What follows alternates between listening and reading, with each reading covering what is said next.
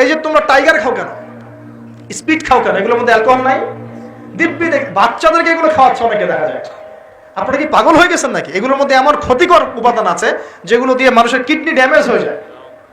দিব্যি রোজার মাসে রমজান রোজা খুলেই একেবারে সিগারেট হাতে নিয়ে একদম এগুলো খাওয়া শুরু করতো। এগুলোর মধ্যে মাদকদ্রব্য আছে। যে পানীয়র মধ্যে যাররা পরিমাণ মাদকদ্রব্য থাকবে সেটাও মাদক, মনে রাখবেন। স্মোক করো, স্মোকটাকে অনেকে মাদক মনে করে না, তাই না? স্মোকিংটাকে অনেকে মাদক মনে করে না, মনে করে মাকরু মনে হয়। মাকরু মানে কি? মাকরু মানে কি ভালো? মাকরু মানে কি? মাকরু মানে কি? কোরআনে সূরা বানু ইসরাঈল খুলে দেখেন, বড় বড় কিছু পাপের কথা মেনশন করে আল্লাহ পাক বলছেন এই পাপগুলো ছেড়ে দাও, এই পাপগুলো আল্লাহর কাছে মাকরুহা, এই পাপগুলো আল্লাহর কাছে অপছন্দের পাপ। এটা কি মাকরু মানে কি জায়েজ করে নেওয়া? সিগারেট খাওয়া বন্ধ করেন, ওয়াদা করেন আমার সাথে যে আজকে থেকে কোনদিন সিগারেটে হাত দিবেন ইনশাআল্লাহ। কোনো প্রকার এইসব টাইগার মাইগার স্পিড খাবেন না, এসব ভালো জিনিস না। ভালো কিছু খান না, ভালো কিছু খান। আর অনেকে দেখা যায় যে জর্দা খাওয়া শুরু করেছে। কেন? এটা কি সুন্নত নাকি? কি দরকার আছে ভাই?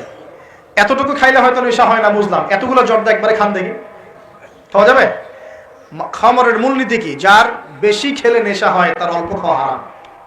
মনে করেন এখানে যতটুকু পানি আছে, এতটুকু খেলে, এতটুকু মাদক খেলে কারো নেশা হচ্ছে না, কিন্তু এতটুকু খেলে নেশা হচ্ছে।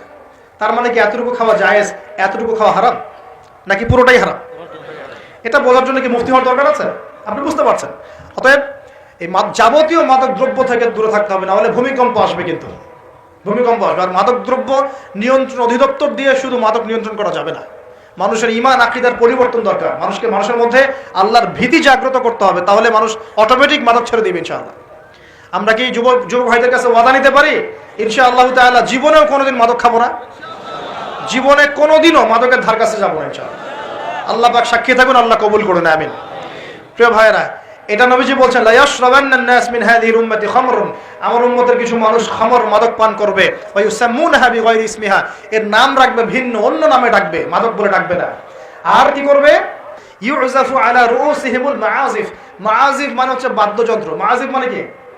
বাদ্যযন্ত্র। এখন বলেন তো মাথার কাছে বাদ্যযন্ত্র থাকবে মানে কি? কি বুঝলেন? কে বলেছে? এয়ারফোন, ব্লুটুথ, এই যে আপনি যে মাথায় কানে দিয়ে রাখছেন, মাথায় আছে না?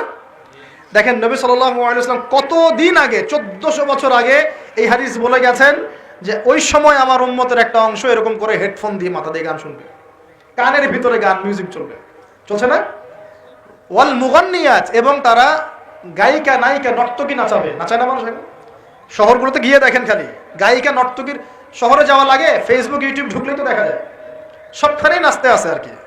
মেয়েদেরকে নিয়ে আমি কালকে লেকচার দেবো ইনশাআল্লাহ। ওদেরকে অনেক কিছু বলার আছে, আমার অনেক কিছু বলার আছে। কারণ সমাজের একটা বড় ক্ষতি হচ্ছে এদের কারণে, সমাজের একটা বিশাল ক্ষতি হচ্ছে বেপর্দা মেয়ের কারণে। বহু দিনদার পরেজগার যুবক পর্যন্ত ঈমান হারাচ্ছে এদের কারণে। আর বাসায় তো এদের বাপ নাই মনে হয়, বাপ নাই, ভাই নাই, স্বামী নাই, কেউই নাই, এদেরকে বোঝানোর কেউ নাই। অনেক দিনদার ছেলে পর্যন্ত এদের ফিতনায় দিন হারিয়ে ফেলছে।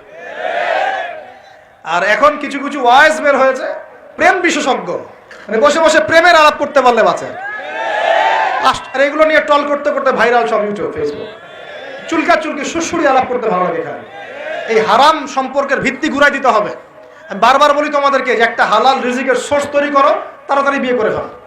বিয়ে ছাড়া যৌন চাহিদা, লজ্জাস্থানের হেফাজত, এগুলো করার কোনো বিকল্প কোনো পথ নাই, বিকল্প কোনো পথ নাই। যে পথগুলো দেখা যায় এগুলো হতাশা আরো বাড়াই দিবে, এগুলো আপনাকে আরো জানোয়ার বানায় ফেলবে ভিতর থেকে।